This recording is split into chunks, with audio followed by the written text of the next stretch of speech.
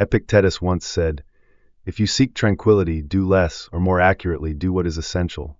Do what reason demands of a social being, and do it in the right way." This simple yet profound advice leads to a double satisfaction, doing less but doing it better. It's about refining your focus and prioritizing what truly matters, rather than spreading yourself too thin. In our modern world, this concept doesn't just apply to how we manage our time, but also to how we value ourselves and how others begin to value us. Ever notice how you might lose interest in someone, only to find yourself suddenly intrigued when they stop paying attention to you? This isn't just some game of playing hard to get, there's a deeper, psychological layer at play. It's about how our self-worth often becomes more apparent to others when we start valuing ourselves more than we value their opinions. This is a timeless principle, deeply rooted in Stoicism, which teaches us the power of emotional independence and self-sufficiency. By embracing Stoic values, you can change how others perceive you, and not just in romantic relationships. The wisdom of Stoicism offers a path to self-empowerment that makes you more attractive simply by focusing on your own growth and inner peace. Let's dive into how adopting these ideals can transform your relationships and make you irresistibly magnetic. It might sound counterintuitive, but sometimes being less available can make you more valuable. This isn't about playing games or making others miss you for the sake of it. It's about practicing what Stoics call detachment, the art of prioritizing your own well-being and growth over the constant need for validation or interaction. When you step back and start focusing more on yourself, you're not being indifferent. You're showing respect for your time and energy. It's a powerful signal of self-worth that others can't ignore. Imagine this. When you're always available, people might start taking you for granted. But when your presence becomes less predictable, others begin to recognize how valuable your time and companionship truly are. This concept isn't just about creating a sense of longing in others.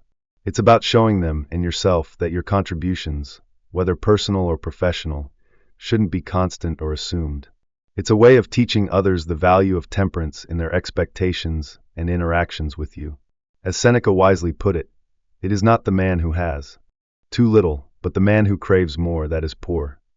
By managing your availability, you're teaching others about contentment and the value of what you bring to their lives. At the same time, you're investing in your own personal development. The more you grow, the more interesting and attractive you become, not because you seek validation, but because you're self-reliant and comfortable in your solitude. You've become someone who is happy with who they are, not who others want you to be. When you intentionally reduce your availability, you disrupt the typical dynamic in your relationships. This is a powerful shift, akin to redirecting the flow of a river. Once the flow changes, everything around it must adjust. In relationships, when you alter how often you engage, the people in your life must learn to adapt too. This shift in dynamics is revealing. It shows you who values you enough to make an effort, and it helps others realize the true worth of your presence when you're around. Stoicism teaches us to focus on what is within our control, and while you can't control how others feel about you, you can influence their perception of you through your actions. By changing your availability, you're embodying a Stoic form of wisdom, showing that your time and emotional energy are not automatic gifts, but precious commodities that must be respected. This isn't about playing hard to get. It's about respecting yourself enough to establish boundaries. It's about resetting the expectations in your relationships so they're based on mutual respect. When people see that your time isn't a given, they begin to recognize that they need to earn it. And in doing so, you not only elevate their view of you, but you also elevate the quality of the relationship itself. Stoicism teaches balance, both in emotional responses and in relationships. Just as Stoics strive for equilibrium in their emotional lives, reducing your availability requires finding a balance between being approachable and protecting your own energy. This shift helps you maintain healthier, more reciprocal relationships, where the effort is mutual and the connections more fulfilling. Independence is a cornerstone of Stoic philosophy, but it's not about isolation. True independence is about emotional self-sufficiency and finding contentment within yourself, regardless of external approval or attention. When you practice self-reliance, you free yourself from the constant need for others' validation or company. This kind of independence makes you incredibly attractive. People are drawn to those who exude confidence and self-sufficiency because they embody stability and strength. They are the architects of their own joy, not reliant on others to fill a void. And this confidence isn't about arrogance, it's about inner peace and clarity. When you become self-sufficient in your emotions and decisions, you naturally radiate a sense of control over your life, which others find magnetic. Moreover, this independence changes how others view your time and energy. If you were once overly available, now you are someone who selectively engages with others. This doesn't mean you care any less about people, but it means that you care more about your own well-being and priorities. You're no longer someone whose attention is constantly up for grabs. Your presence is something people must earn and appreciate. This fosters respect and makes your interactions more meaningful. Independence also leads you to engage in a variety of personal interests and activities, enriching your life in ways that make you more intriguing and dynamic. You become a person who brings new ideas, experiences, and perspectives into every conversation, someone who is sought after not out of convenience, but because you offer something of substance. The allure of independence teaches you and those around you that your value doesn't decrease when you spend time alone. In fact, it enhances your worth in both your eyes and theirs. When you find contentment in solitude, you attract others who value you for who you truly are, not just for the attention you give them. And that, ultimately, is the kind of attraction that is both deep and enduring. Living a life of true autonomy is about more than just being single or in a relationship. It's about mastering how you manage your independence across every facet of life. By embracing Stoic independence, you discover a freedom that many people yearn for, freedom from neediness, desperation, and the emotional chaos that can strip away self-respect. This kind of independence is magnetic because it's rare and deeply fulfilling. It's about feeling complete in your own skin, and that completeness is one of the most captivating traits you can embody. When you are whole on your own, you radiate a quiet strength that naturally draws others to you, because you no longer rely on anyone to validate your worth. The idea of rarity plays a powerful role in Stoic philosophy. Stoics, like Seneca, emphasize the value of restraint, not only in consumption, but in how we present ourselves to the world. The principle is simple: scarcity increases value. When you make your presence rare, you increase its significance. Imagine how much more someone will value your time and attention if they don't always have access to it.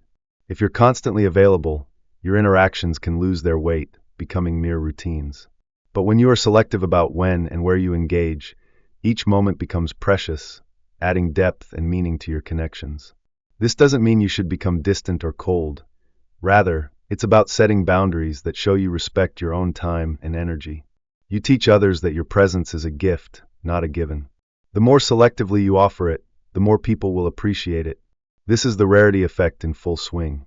It's about creating a dynamic where your time with others is something they look forward to and cherish, rather than something they expect.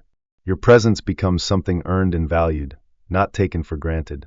The rarity effect also aligns with the Stoic practice of non-attachment to external validation. By being more discerning with how often you make yourself available, you cultivate emotional discipline. And just like fasting teaches you to appreciate food, your absence teaches others to appreciate your presence. Relationships become more meaningful because time with you isn't just about quantity, but quality. Now, consider the contrast that confidence brings into the picture. Stoicism teaches us that confidence isn't about loud bravado or projecting a false image. It's rooted in a deep understanding of our own value. This internal confidence, when contrasted against past insecurities, has the power to transform how others see and interact with you. Confidence grows not from seeking approval, but from cultivating self-assurance through personal growth. As you stop depending on others for validation, you start to radiate a quiet, authentic confidence that draws people in. This transformation can be shocking to those who once saw you as someone who doubted themselves. When they see you confidently owning your worth, they can't help but reevaluate their perceptions of you. This isn't about appearing perfect. It's about being grounded in your own truth. Stoic confidence comes from knowing what you can and cannot control and living in alignment with your values, regardless of external circumstances. This shift in how you view yourself has a ripple effect on how others view you. The less you care about their validation, the more they begin to value you. This Stoic form of confidence is contagious because it's authentic, not performative. It's about knowing your worth, standing firm in it, and showing others the same respect and value you give yourself. But what about the inevitable pain of regret? Regret often hits when we realize the true value of something only after it's gone. In relationships, This can occur when one person takes the other's presence for granted, only to feel the absence once they step back. Regret is painful, but from a Stoic perspective, it's also a profound teacher. It forces us to confront our mistakes and recognize what we've overlooked. The pain of regret isn't just something to wallow in, it's an opportunity for growth. The Stoics saw regret as a call to action, a reminder to live more mindfully, appreciate those around us, and make better decisions moving forward. In relationships, it can be the catalyst for a renewed effort to be more present, more grateful, and more intentional.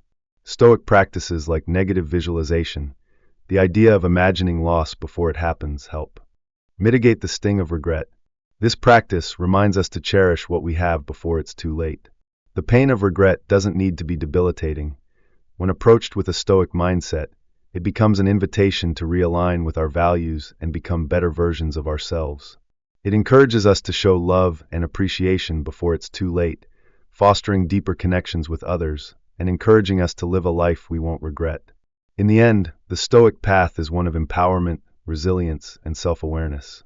It's about recognizing the value of our own presence, embracing confidence that comes from within, and using regret as a guide to live more meaningfully. By practicing these principles, you not only transform how others see you, but, more importantly, how you see yourself. When pain enters our lives, the Stoic response isn't to avoid it, but to accept and even embrace it as an essential part of our growth, both emotionally and morally. Pain is a teacher. Instead of running from it or allowing it to overwhelm us, Stoics view it as an opportunity to develop resilience, heal, and deepen our understanding of the impermanence of life. This process not only strengthens us but also improves our relationships, helping us become more attuned to what truly matters, living according to our principles despite the inevitable hardships we face. One powerful aspect of human relationships is the mystery of uncertainty. In a world where we crave connection and predictability, uncertainty can often feel unsettling, but it also holds a strange, alluring power. When we step back and reduce the predictability of our presence, it sparks curiosity. Others begin to wonder about our thoughts, our feelings, and what we're doing when we're not around. This mystery can draw them closer, intensifying their interest and desire to engage with us. From a Stoic perspective, uncertainty is a natural part of life. Stoicism teaches us to focus not on controlling every outcome, but on controlling our reactions to the unexpected. This approach applies perfectly to relationships. Rather than feeling anxious about not being constantly available to others, we can use this space to increase our value. Just like the rarity of something makes it more cherished, the unpredictability of our presence can make the moments we do share more meaningful. When we create that space, the connection deepens, and the relationship becomes more focused, engaged, and valuable. This isn't about playing games or manipulating others. It's about creating a healthy balance between presence and absence, allowing the natural curiosity to enhance the depth of our interactions. In Stoicism, this balance is vital. It prevents us from becoming overly attached or excessively distant. By embracing uncertainty in our relationships, we not only encourage others to value us more, but we also grow personally, living with greater awareness and reducing the anxiety that often comes from trying to control every outcome. Another powerful concept in Stoic practice is the reversal of roles, particularly in relationships where one person has traditionally been more invested than the other. This shift isn't just a change in behavior, it's a deep realignment of how we perceive and engage with one another. If you've always been the one to initiate, to give, to reach out, you might feel indispensable, but this can also lead to being taken for granted. When you decide to step back and focus more on your own life, the roles reverse. Now the other person becomes the one reaching out, the one who has to bridge the gap you've created. This shift can be deeply transformative. From a Stoic viewpoint, it's about understanding what is within our control and what isn't. By withdrawing strategically, you take control of how much you invest in others, forcing them to reconsider your value and the dynamics of your relationship. This isn't a move to be manipulative. Rather, it's about establishing boundaries that command respect. You show others that your time, energy, and presence are precious, and they must be reciprocated. This act of self-respect teaches others that they need to treat you with the same care and respect you offer them. This shift not only changes the relationship, but also serves as a profound lesson in self-worth, reminding both parties to value each other equally. Finally, one of the most transformative and profound lessons in life, especially in relationships, is the fear of finality. This fear arises when we sense that an end is near, whether it's a relationship, a phase of life, or even the people around us. It's not just the idea of losing someone, but the realization that something valuable might slip away, potentially forever. This fear can shake us to our core. From a Stoic perspective, the awareness of impermanence is crucial. Marcus Aurelius emphasized that we should cherish the present, act with virtue now, and not wait for the future to act. The fear of finality often forces us to confront the reality of loss and the value of what we have in the moment. When we start pulling away, or when something seems to be ending, the people around us are faced with a stark realization of what they could lose. This can spark a deeper appreciation for the connection, motivating them to reflect on their actions and how they've engaged with us. For the person who's pulling away, this moment of finality can serve as a wake-up call. It encourages introspection, a reevaluation of the emotional effort they've put into the relationship and the value they've placed on the other person. In Stoic practice, this realization isn't about regret, but about focusing on the present. It's about understanding what has been, appreciating what is, and preparing to act more wisely in the future. In relationships, fear of finality teaches us not to take people for granted. It drives us to show up more fully and cherish what we have while we have it. Similarly, it serves as a reminder in our personal lives. Every day is an opportunity to live fully and meaningfully, not knowing how much time we have left.